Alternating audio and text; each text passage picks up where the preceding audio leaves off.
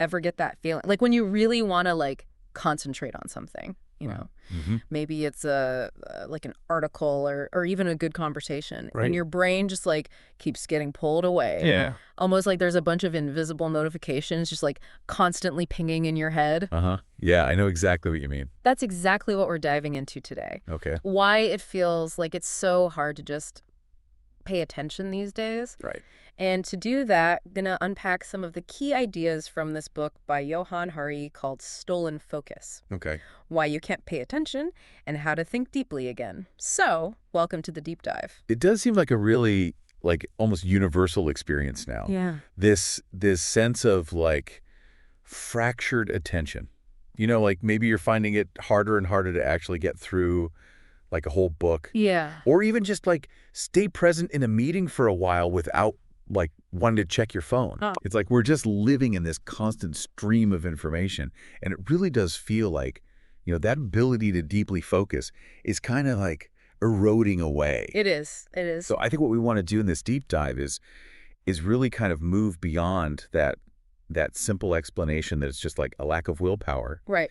And really try and understand those fundamental causes for this, what feels like an attention crisis, and then maybe we can think about what are some ways we might be able to navigate it. Yeah, and what's so interesting about this book is like the research that he did for it is so wide-ranging. Like he talks to a lot of leading experts in this area. Like he interviewed Professor Roy Baumeister, who's like really a key figure in willpower research, and also Professor Joel Nigg, who's an expert on attention problems in children. Okay. So it's not just like, you know, he's pulling from his own personal experience. He's looking at a lot of data. Social media trends, like how our attention spans are shifting over time. And to just illustrate what we're talking about, I mean, there's a story he tells in the book that just like really hit home for me. Okay, he was talking about, he was at Graceland with a friend. Oh, wow. And his friend is just like completely engrossed in his phone, you know, couldn't look up and experience like this, you know, this really iconic place. Yeah. And it just shows like how deeply ingrained this distraction has become. Yeah. But then even on a more personal level, like he talks about his own struggle to just like sit down and read a few pages of a novel, which used to bring him joy, and he's finding that harder and harder to do. Yeah. And that's something I think a lot of us can relate to. It is. And that personal anecdote, that struggle, really gets at this point about like the myth of individual willpower. Because he talks to, like you mentioned, Professor Roy Baumeister, like this is the guy who's done so much research on self-discipline and willpower, and even he like acknowledges feeling his own attention kind of like fading at times. Oh, wow. And he talks about like even turning to these phone games to kind of like cope with feeling bad. So it's like if even the experts on focus are finding it tough to focus, it's probably bigger than us. Right. Yeah, it does make you question that whole idea that we just need to try harder. Yeah, exactly. And this is where Professor Joel Nigg makes this really great comparison, I thought. Okay. He draws parallels between the attention problems that we're experiencing now and the obesity epidemic. Oh, interesting. So, you know, he points out that like 50 years ago, obesity was relatively uncommon. And it's not like people suddenly got a lot less disciplined about food. Right. But he argues it's more like it's a social epidemic that's been driven by these large-scale changes in our environment. Okay. So, you know, things like the availability of really calorie-dense processed food and cities that are designed around cars rather than walking. Right. So it kind of makes you wonder, are there similar, like, large-scale environmental shifts that are affecting our attention? Yeah, that's really interesting. And it's like you're saying, it really shifts the focus away from blaming individuals and towards looking at the systems and the environments that we're all a part of. Right. And Hari actually like kind of experienced this himself when he decided to do a digital detox in Provincetown. Okay. So he went offline for 3 months. Wow. Really believing that like his lack of self-control and his smartphone were the main problems. 3 months without a phone or internet. That's pretty hardcore. Yeah, it was a big commitment. So what did he find? Like what happened? Well, you know, he found it beneficial in lots of ways, but he realized that actually just removing the technology wasn't the whole answer. Right. It's like those urges to be distracted, that feeling of being overwhelmed, they didn't just disappear when the digital world was gone. Oh, okay. And I think this leads to this interesting concept of like pre-commitment. Okay. You know, Professor Molly Crockett, she did this research where, people would make a decision up front to wait for a bigger reward. Okay. And that prearranged strategy actually proved to be way more effective than just trying to use willpower in the moment. Interesting. So it's almost like building these structures to support our focus rather than relying on just, our internal strength. Interesting. And I like this idea of the speeding up of life because Hari talks about experiencing like a mental jet lag after his digitally disconnected summer. Right. So even after like months of being offline, his mind still felt kind of out of sync. With the faster pace of online life, have you ever felt that, like that disconnect? Oh, absolutely. I think that feeling of the world moving too fast is something that so many of us can relate to. And I think it's, Robert Colville, he refers to this as like the great acceleration. Okay. And it's the idea that it's not just technology that's sped up, but it's kind of a whole range of human activities. Okay. Like there's even research to suggest that like average talking and walking speeds in cities have increased significantly over the the past few decades. Really? It's like the baseline tempo of life is just like cranked up a notch. It's like the whole world's on like double speed or something. Yeah, exactly. And it's not just a subjective feeling. Like there's actually research to back this up. Right. Soon Lehman's work on collective attention spans. It's really fascinating. Okay. He analyzed like these massive data sets from places like Twitter, Google, movie ticket sales, even Reddit. Oh, wow. And he found this very clear trend. Our collective focus on any single topic is getting shorter and shorter. Right. Like the shelf life of a trending topic is constantly shrinking. Yeah, it seems to be, yeah. And what's even more striking, I think, is that this shortening of our collective attention span isn't purely a result of the internet. Okay. Because Lehman's research, it suggests that this trend has been underway since like the 1880s. Wow. So it's like, yeah, the internet has definitely amplified it. It's an accelerant. Right. But it wasn't the initial spark. So that suggests that there's something like a deeper societal shift going on. Yeah. And interestingly, the one kind of like exception to this trend was Wikipedia. Oh, really? And so that might suggest that resources that require like more active engagement and deeper participation, those might actually be able to hold our attention for longer. It makes you wonder what it is about that active engagement that bucks the trend. Well, let's talk about this feeling that we all have now of like constantly having to switch between tasks. Right. This multitasking. Feels like we're all expected to be masters of like juggling a million things at once. Right. But like, is that even possible? It does feel that way. And actually, even like, the highest levels of leadership are grappling with this as well. Like Hari mentions that the average CEO of Fortune 500 company only gets less than 30 minutes of uninterrupted time every day. Wow. And so this term, multitasking, it can be kind of misleading because we often imagine like, efficiently handling like multiple complex things at once. Right.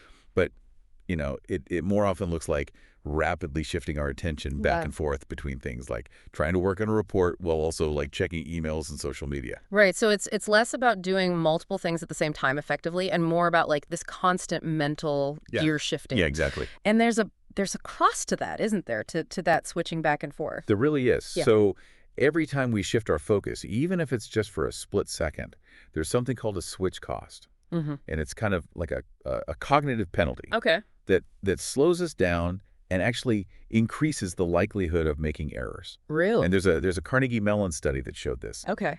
That students who received text messages during a test, they performed significantly worse. Wow. So even those like brief distractions can have a real impact on our cognitive abilities. So our brains just aren't made for this constant like barrage. And I think neuroscientist Earl Miller, he's quite clear about this. He says that, when it comes to tasks that require depth and accuracy, there's no real substitute for careful, sustained attention. Oh, okay. What he calls monotasking. And he reminds us, like while our technological capabilities have advanced so rapidly, our fundamental brain architecture hasn't significantly changed, in tens of thousands of years. Right. So we're trying to run modern demands on a brain that's not really built for this. Yeah, and it seems like we often overestimate our ability to handle it all. Right. Like, I know I do. Yeah, absolutely. Okay. I think that overconfidence is pretty common. Dr. Larry Rosen actually found that teenagers and young adults, they tend to overestimate their ability to effectively multitask, Yeah. like across different media. Hmm. But I think Earl Miller, he offers a helpful strategy here. Hmm. He says, you should almost think about training your focus like strengthening a muscle. Okay. So we need to practice monotasking in small increments, gradually extending the periods that we can concentrate on just like one thing Right. without giving into distractions. Okay. And he emphasizes like resisting that informational tap on the shoulder, that almost automatic urge to check our devices. Oh, yeah. The moment they give us a signal, Oh, yeah. it's about consciously choosing where we want to direct our attention. Yeah, I like that analogy of treating your focus like a muscle Mm-hmm. that you need to train. Yeah. It makes me think like, okay, with some effort, we can get better at this. Absolutely. Now, I want to dive into this idea of the overloaded brain and the bouncer. Okay. I thought that was a really interesting way to visualize this. Yeah, it's a really compelling image that neurologist Adam Gazzaley uses. He talks about like the brain being like a nightclub. Okay. And it's bustling, there's a lot going on, Mm-hmm. and you've got this bouncer at the entrance Okay. whose job it is to like filter out the constant influx of sensory information so we can focus on what matters. Okay. But when we're constantly bombarded with all these interruptions, this filtering mechanism can get overwhelmed. Right. And Professor Gloria Mark's research, it suggests that, this prolonged exposure to external interruptions, it can lead to self-interruption, Oh, which is kind of interesting, right? So it's like we start to distract ourselves even when there's no external stimulus. oh, wow. It's almost like our brains are like trained to constantly seek out novelty. Yeah, like we become conditioned to that constant drip of new information, Right. and then we start to generate our own distractions when it's not there. Exactly. Which I thought was interesting because Hari talks about his own experience with this during his digital detox. Mhm. And like he says, even though intellectually he knew that a lot of the web-based signals were pretty superficial, he still felt like there was something missing Right. in their absence. It speaks to like how deeply ingrained these digital interactions have become. Yeah. Like it's almost become part of our daily fabric. Yeah, it's interesting that feeling of something missing, Yeah. Like even though it's not real, it's something that's manufactured. Right. Yeah. And yet it taps into our very like human needs Mm-hmm. for connection and validation. Right. But I think there's this other really powerful counterforce to this constant distraction, and that's the concept of flow, Okay. developed by Mihaly Csikszentmihalyi. Mm-hmm. And flow is like that state of complete immersion and enjoyment in a task that is challenging but within our capabilities. Okay. And so it's, where we're fully present, we lose our sense of self-consciousness. Yeah. We experience this kind of profound sense of engagement and purpose. Have you ever been so absorbed in something that you lost all track of time? Oh, absolutely. That feeling of being totally in the zone. Yeah. It's almost like meditative, Exactly. And Wow. it's characterized by having a clear and achievable goal, feeling that what you're doing is meaningful, pushing the boundaries of your abilities, being completely present, and that temporary loss of self-awareness. Mm. And, Csikszentmihalyi saw flow as a fundamental way to replace that fragmented attention of distraction with deep, satisfying engagement. And Hari himself, he experienced this when he dedicated himself to writing his novel Right. during his digital detox. And, while it was initially difficult to sustain that focus, the act of doing that deep work Yeah. eventually led to those flow states. And it's interesting, Csikszentmihalyi himself, he reflected that his most fulfilling life experiences, they came from those challenging moments of flow, like mountain climbing, Wow. as opposed to the fleeting external validation of likes and retweets. That's a powerful contrast Yeah. between like the shallow rewards of the digital world Mm-hmm. and the deep satisfaction of flow. Makes you think about where you're investing your energy. It really does.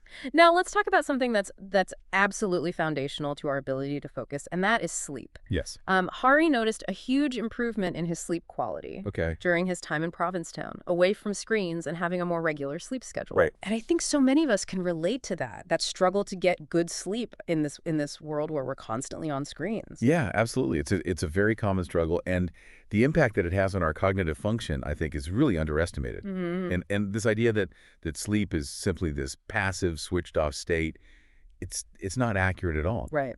Charles Czeisler, he's done a ton of research on sleep deprivation. Okay. And he shows really clearly how profoundly sleep deprivation affects our attention, our cognitive abilities. He found that even basic tasks become really difficult when we're sleep deprived.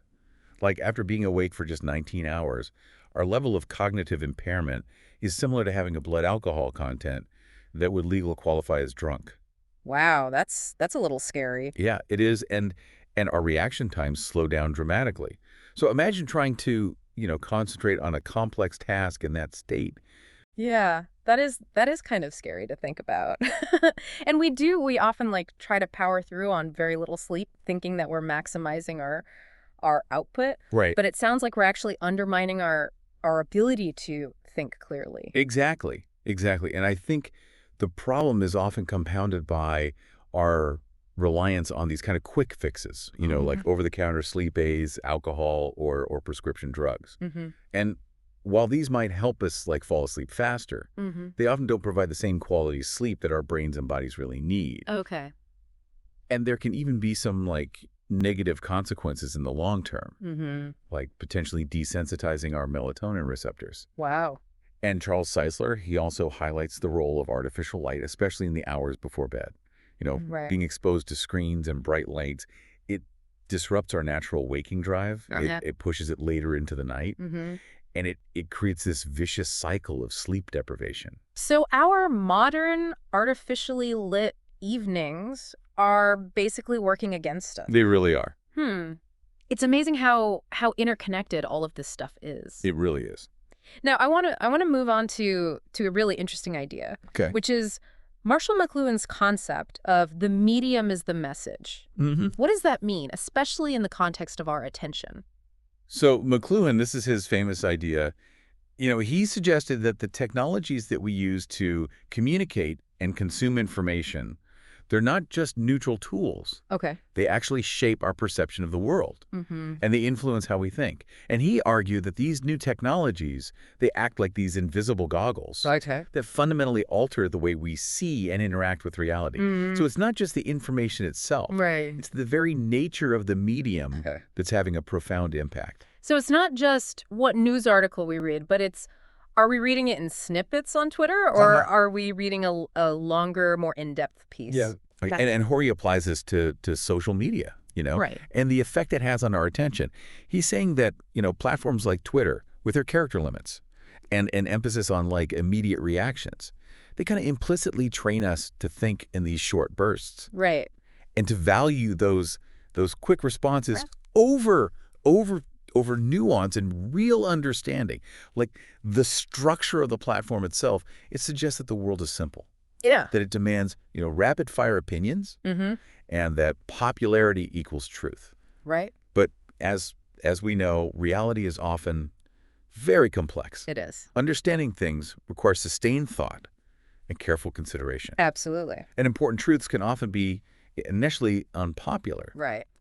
And it's interesting because he actually noticed that some of his most successful posts on Twitter, in terms of likes and retweets, were when he was expressing kind of simplistic and almost aggressive viewpoints, which isn't how he actually thinks. Yeah, it's like a negative feedback loop, isn't it? It really is. Like where the outrage, the simplistic takes often get the most traction. Right. And then it kind of incentivizes that type of communication. Yeah, and it was interesting because he also talked about the contrasting impact of reading fiction on our minds. And Raymond Moore, his research has shown that engaging with novels actually improves our capacity for empathy. Really? So, our ability to understand and share the feelings of others. And interestingly, this effect isn't typically seen when people are reading nonfiction. So it seems like this immersion in these complex narratives, allowing us to kind of like inhabit the inner lives of fictional characters. That seems to be key. Yeah. And this really contrasts with that kind of, fragmented and reactive nature of social media. Yeah. It's interesting because, even long-form television series that allow for that deep character development, they can have a similar effect as novels. Okay. So it seems like it's that sustained engagement. With a narrative that fosters empathy. Yeah. And what about this idea of mind wandering? Oh, yeah. It seems kind of counterintuitive when we're Right. talking about reclaiming our focus. Right. Isn't mind wandering the opposite of attention? Yeah, it might seem that way. Yeah. But actually, research by cognitive scientists like Jonathan School or Nathan Spring Okay. has revealed that allowing our minds to wander, it's actually really important for creativity, Okay. setting personal goals, even problem solving. Really? Like Hari gives this great example of the mathematician Henri Poincaré. Okay. He had a major mathematical breakthrough, not when he was intensely focused on the problem, but when his mind was wandering while he was riding a bus. Wow. So, mind wandering, it allows our brains to make these novel connections between seemingly unrelated ideas. Okay. And it lets us subconsciously process unresolved issues. So it's a vital part of our cognitive toolkit. So it's not about eliminating mind wandering. It's about finding that balance Right. between the focused attention and allowing your mind to roam. Exactly. Okay. Now I kind of want to get into the weeds a little bit here Okay. about how these big tech companies are designing technology to really capture our attention Right. and hold it. Yeah, and I think this is a really central part of the attention crisis. And Tristan Harris, who was a design ethicist at Google, Okay. he's become a really prominent voice, raising concerns about how technology is being designed to be addictive. Okay. And he points out that the business model of what Shoshana Zuboff calls surveillance capitalism Okay. is predicated on collecting tons of our data Right. to predict our behavior and then sell those predictions to advertisers. Yeah. So our attention becomes the commodity. It's kind of a scary realization when you think about it that way, that we're not just the users, we're the product Right. in a lot of ways. And I think Ezra Raskin's analogy really highlights this. He talks about, predicting all the moves in a chess game Okay. so you can easily defeat your opponent. Mm-hmm. But in this case, it's happening on a human scale. It really is. It's like manipulating human behavior on a mass scale. Yeah. And so how is technology hijacking our attention?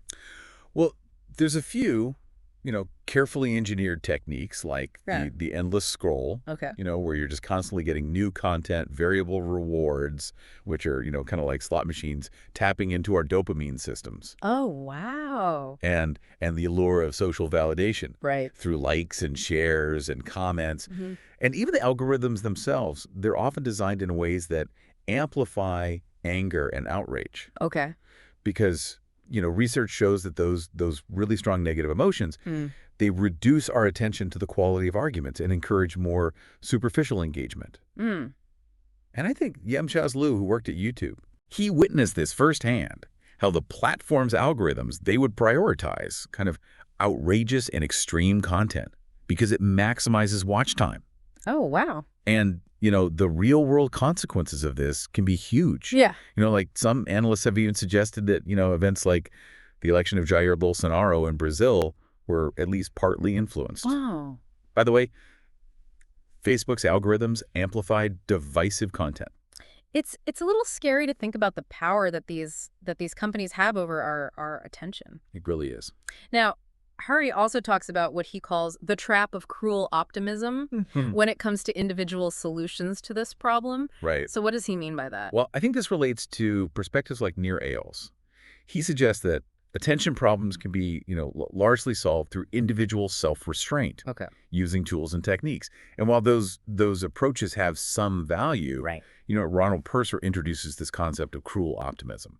And that describes offering these kind of positive individual solutions to what are actually depth systemic problems. Okay. And so they're likely to fail Right. because they don't address the root causes. So it's optimistic in theory, like we can fix this ourselves. Mm-hmm.